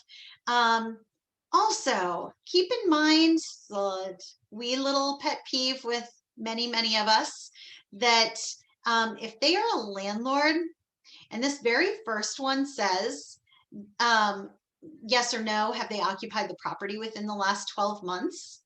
And a landlord says, nope, I have not occupied the property. I don't need to do any of the rest of this because I don't know any of this information. Liar, liar. Just because they were a landlord does not mean that they do not know these things. But I have seen many agents post a listing where this has a line or an X crossing through these because they didn't live there. Just because you didn't live there does not mean that you do not have knowledge of these things. If they're a landlord, chances are their renter is telling them when there's a problem with something. So they do have knowledge of it. I personally, here's a fun, not fun example. I personally had a buyer where the seller was the daughter whose mom had passed away. So daughter said, no, and the daughter lived next door to the mom. So daughter said, nope, I didn't live there. I don't know any of this information. And her agent just took that. She had a big X through all of it. The listing agent was like, yep, good enough for me. Sign at the bottom. And they posted that in the disclosures. And when it came down to it, so we went through inspections. Everything was okay. My seller had actually waived the sewer inspection, which I do not recommend. It's the most expensive thing to have to fix. And then moved into the house. And 2 weeks later, the plumbing failed. And he said that, I mean, collapsed. It was bad. And he said, how did she say she didn't know about this? And it turns out that not only when the plumber came to fix it, because he fixes most of the plumbing in that, it's a little town, he does almost all of it. He was like, oh my gosh, I've been out to this house like 8 times. This house had problems. And we said, well, you know, it's the daughter. She says she didn't know.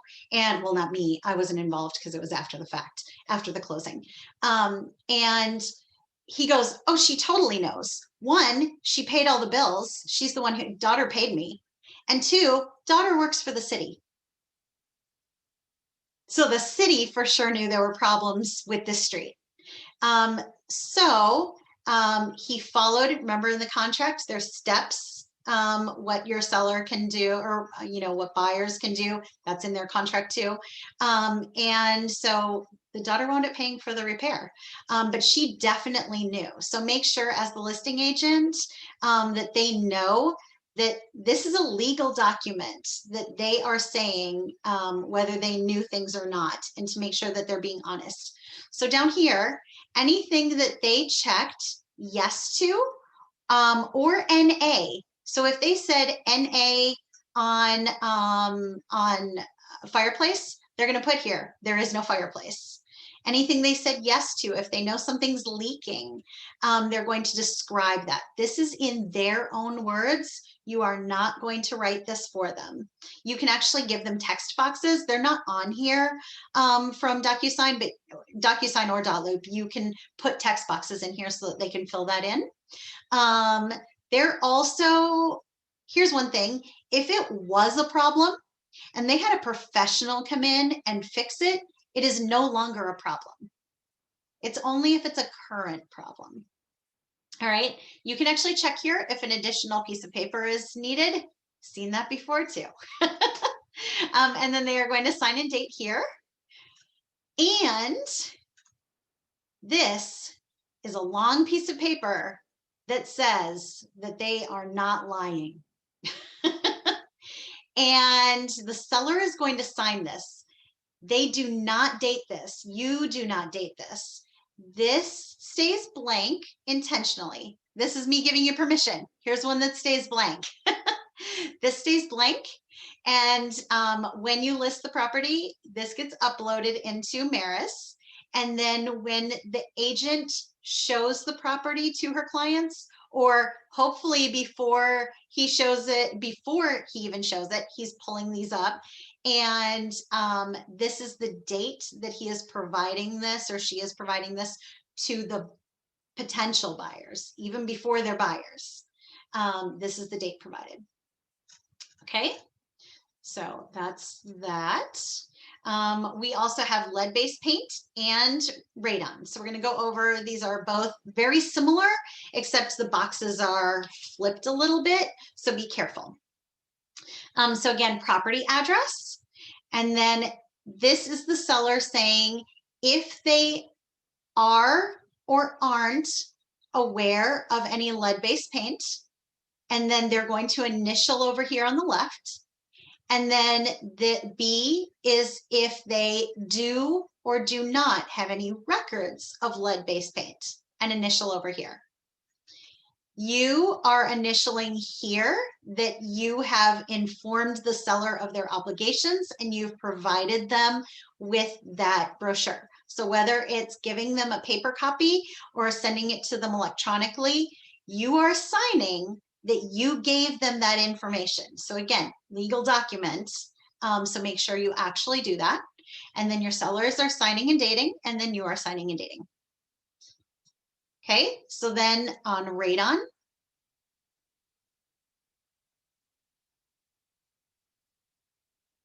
loading. All right, so here you don't have those little check boxes, but it's similar information, except that the first two on lead, it was knowledge or no knowledge, report or no report. This, the first two are knowledge, has knowledge and has a report. Second two are no knowledge and no report. So just know that those boxes do not line up on lead and radon, so that you're making sure that they're signing the right lines or initialing the right lines. Okay. This is where the purchasers will initial. And again, this is you initialing that you gave them that brochure, whether on paper or electronically. And then again, sellers, signatures and dates, purchasers, and both agents. And then the property address is actually down here at the bottom. Okay, last disclosure is going to be your square footage. This one's super easy. This really just says that even though we really try to actually know the proper square footage of a home, do not assume that the agent who previously listed it, whether it was last week or 15 years ago and you found it in the MLS, do not assume that that agent measured properly or that nothing has changed. When the house that I currently live in was listed, that agent took the numbers from the listing beforehand, which was like 5 years beforehand, but the people who were selling it to us had made modifications to the house, and both living rooms were much smaller than what they had been previously because they added a big giant staircase. And the agent didn't even try to remeasure. She was just lazy and just took the measurements from the last listing. So don't do that.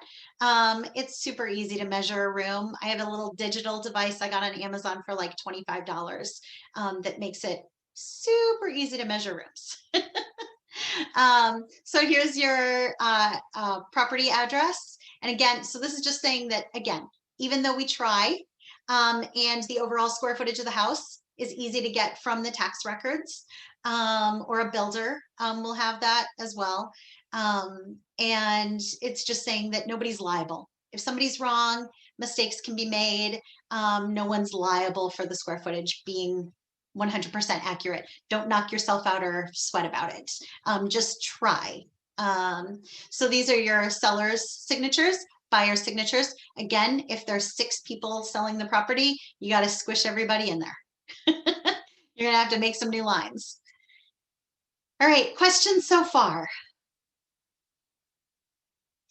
Okay, so How many again, documents are in this room? What's that?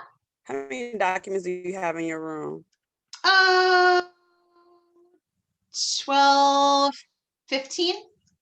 Okay. So residential real property, my seller's agency checklist, your lead, radon disclosures. I just throw a counter offer in there just in case we're going to need one. Hopefully not. But I just like to have my room populated with everything. The right to sell listing agreement, the occupancy addendum should you need it, but probably not anymore. Both of those pamphlets, your square footage, a listing amendment should you need it, hopefully not, your listing checklist, that property information sheet, now we're at the last 2 really, Maris marketing options form. Loading slow today, sorry guys. All right, so this is something relatively new-ish, but it is a great CYA and it is required. So make sure you do this every time. Again, it's right there in DocuSign, ready to download right into your room. So here's your date. Here is the address. And then this is Keller Williams Marquis, our company name.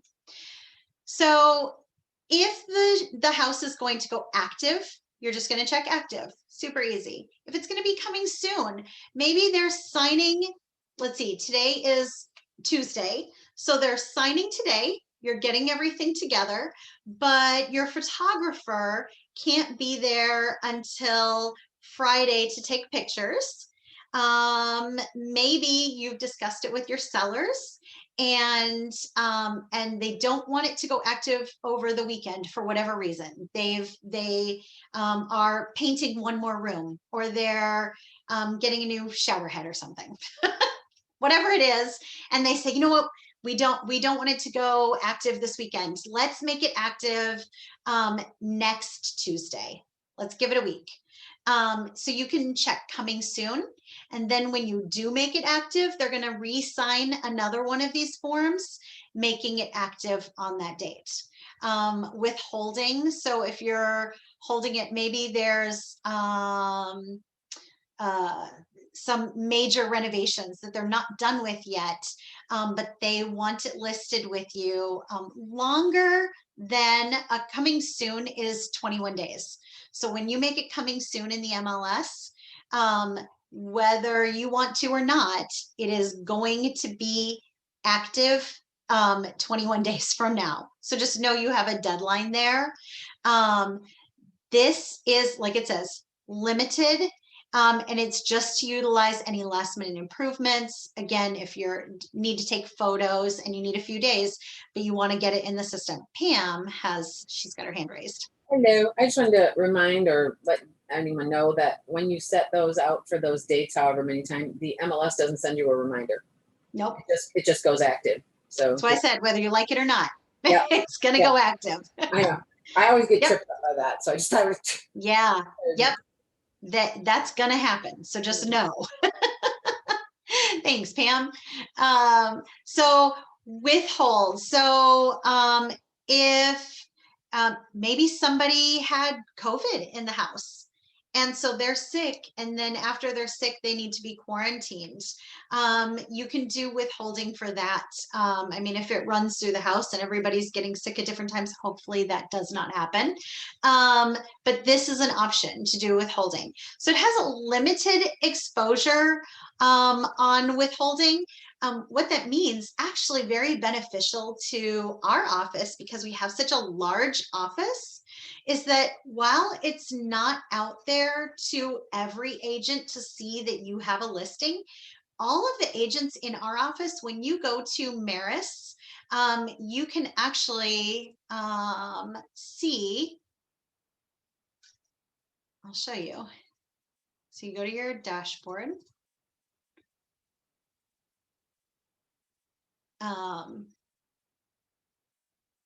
We can see any withheld listings that are in our office. So make sure that when you're checking Maris for a client, that maybe there's a house that's going to go active, that only I think we're at 133 of us now ish. We're the only ones who can see it. The other offices can't see that there is a withheld listing. So that's a little benefit. You'll know that there's a house out there that will be ready to list, but it can't be marketed. You can't have signs. This really spells it all out for you. You can't have signs. You can't have flyers. You can't put it on Facebook. You can't make an ad. Your seller can't put it on Facebook. If they put it on Facebook, that is public advertising and it has to go active now. Make sense? Okay. All right. So like I said, anytime you change this, a new one has to be signed. Okay. Lockbox authorization. So there's a little more to it than just this form. And the other piece of it is just something verbal you're going to have to discuss with your sellers. This is them saying in a nutshell that it is okay for you to put a lockbox on their house, whatever kind of lockbox that is, whether it's a combination, Supra, that they're giving you permission. So this is saying that it's dated, obviously everything gets dated, and addressed. And that this is where the key is going to be locked in. Make sure that they know that it is not for them to leave a spare key under a rock, maybe. That this is officially the key locked away. It is safe. Agents, inspectors, appraisers have been vetted, and they have an app for Supra to be able to get into that lockbox.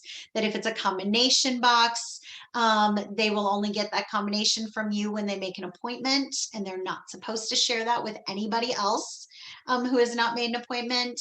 Again, this is just going over in a nutshell that they agree that this is the system for agents to be able to show their house, for inspections to happen, for appraisals to happen.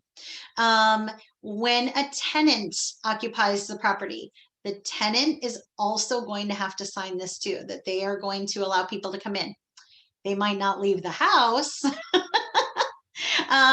but they are agreeing to let people come in too. What do you do if the property I was mentioning earlier, it says in the comments, don't bother the tenants, and it's like, if I'm showing it, of course I'm gonna have to bother the tenants, but you've let them know, right? It's like, how does that work? I take that to mean that if he's watching his favorite show, whisper when you're walking through the living room. I don't know. Wow. That is weird verbiage. I saw that, and I know what you're talking about.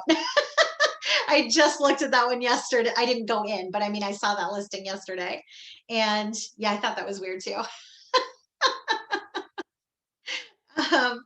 So yeah, you never know. That's why it's good to read the comments. Sometimes it's just fun.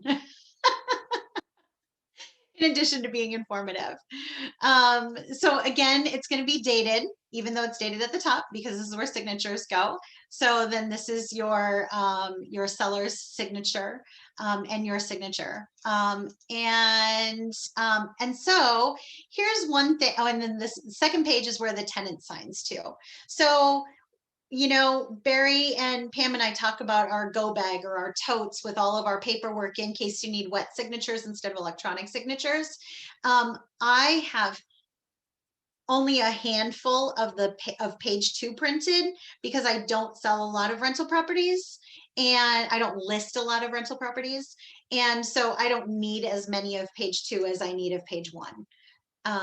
So depends on what you're doing with your business.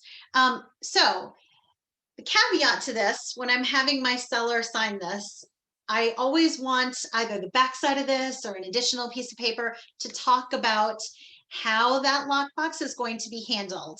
Because once you go into Maris and you're setting up showing time, so it's a separate window that connects to Maris, you are going to be putting in your seller's information and who is going to get those notifications. So you want to make sure you discuss this with the sellers, because what I've found is that if both of your sellers want the notification that there's been a showing request, but they both want to authorize if it's okay, what's going to happen is somebody maybe makes a request, like you were saying earlier. So you made a request to see a house, but you haven't heard back yet. So maybe Mrs. Seller says she approved it and she said fine, but Mr. Seller has been tied up with work. Maybe he's away on business and can't check his phone. Maybe they work in a secure location on the base, because that happens, and they can't get to their phone and they can't authorize the showing. So now, even though Mrs. Seller is the only one home for like the next 3 days, and she says it's fine to show the house, but Mr. Seller hasn't approved it yet, you're not going to get that notification until they both have. So it's a discussion to have with your sellers to say, do both of you need to approve the showing? Or is it okay if one person is in charge of the showing approval, but the other people in the house, I mean, I had a college student who was home at the beginning of COVID. They said, we want to make sure she knows when there's a showing. So put her on it too, that Mr. Seller and college daughter are just going to get a notification that a showing is happening, so that if they're not home, and they don't just come home because a showing is going on, or they know if they need to leave the house. But Mrs. Seller's the one who said, yep, everybody in the house they'll all be agreeable. We'll make sure nobody's home. Send them the notification, but I'm the one who has to approve it only. Makes it easier. So you want to talk about those kind of details when you're talking about the lockbox. Make sure that they know that who has access, that it's agents, inspectors, appraisers, and that all of those people have been authorized by the MLS to be able to show that property, that they have access. If it's a super box, that they have access because they have been given that right by having that app on their phone. If it's a combination, not as secure. They shouldn't, nobody should share that combination, but definitely why I recommend having Supra boxes anytime you can. The only time I don't use Supra is when I have listings that are so rural that the internet is sketchy and somebody might not be able to get in, because I've tried to show houses like that where the internet didn't work and we couldn't get in. That's the only time I use combination boxes. All right, questions? Can you scroll up so I can see the top 8 Yeah. documents you have? I just Yep. want to make sure I have all the right stuff. Yeah, and there are other forms definitely that you may need to use.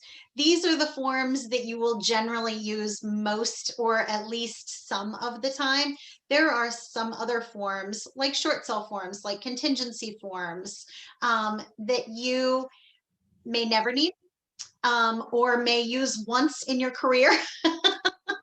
It just depends on, what's going on with your business. But like I said, in this little ad up here with DocuSign, if you go to,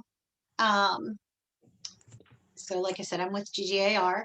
There are so many, there's mine subsidence. That's one. If you're doing like Belleville has a lot of mine subsidence. You might need that disclosure. There are a lot of other disclosures and a lot of other forms, some forms that are a little repetitive, that you may not need, because there's one that encompasses everything, or one that's generally used more. But there's all the forms are all in here. So obviously, we don't have, a lot of these checked. We didn't need them in this circumstance, but make sure you're familiar with what they all are. Go through it, open them up. You can open and look at all, you can load them all into the room every single one of them. If you wanted to take a look at them and you wanted to put them in the room so that, again, if you're hovering here over a form, you can right click and you can download every form. And then if you haven't made any changes to it, you can delete it out of that room. You can archive it if you've done something to a document that you don't need anymore. It's been signed. Now you've got the signed version in your room, so you don't need the unsigned version in your room anymore. You can archive it. And then up here, this is just active documents. You can go to all or archived ones if you need to bring it back to making it active again.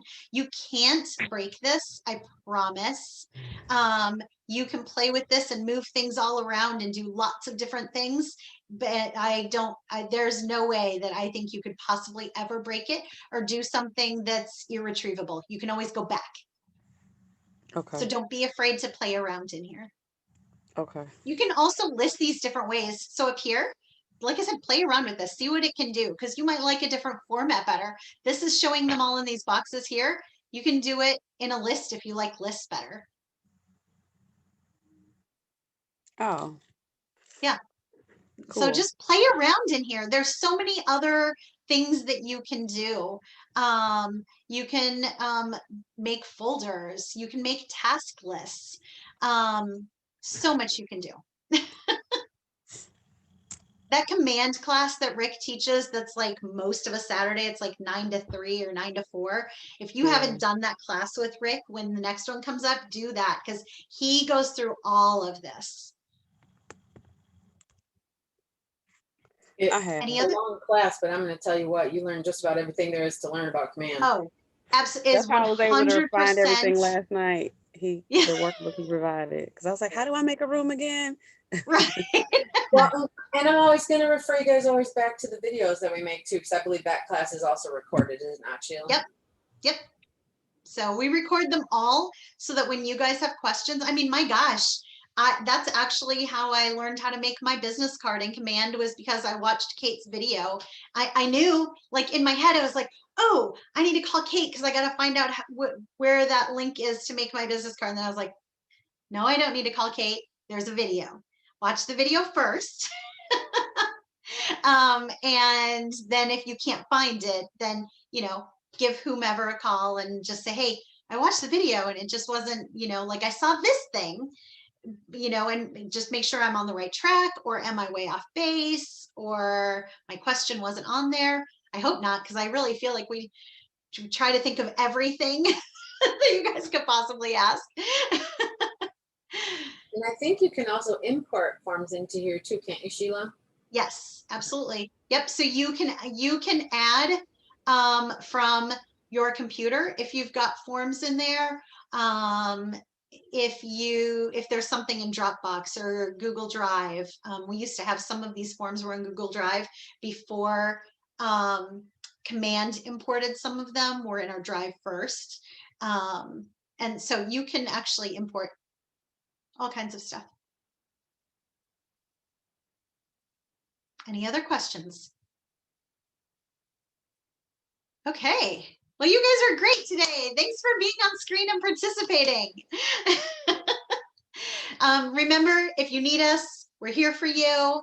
The videos are, this is now the 4th month we've recorded this whole series. So when you go to videos, I'm not even the one that has always taught this class. When I had COVID back in January, I believe Rick did it. So sometimes when you hear somebody else say it, it comes out differently.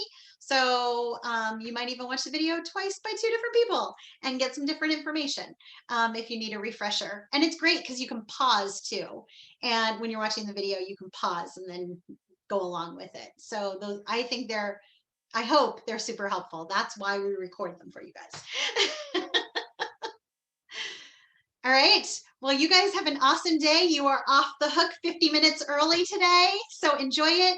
Do your lead gen with that time. Kiss some babies, Chauncey.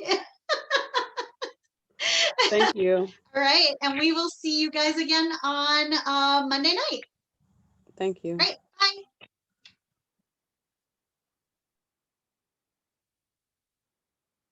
That was awesome. Thanks. I was just listening most of the time, but that was great. Thank you. Oh, Are you done recording?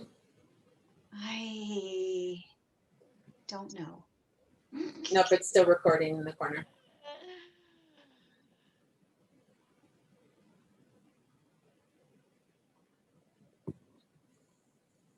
Should have a little drop down for you to say stop recording. I know. I can't find it. In your main. Stop recording. There it is. I know I couldn't find it.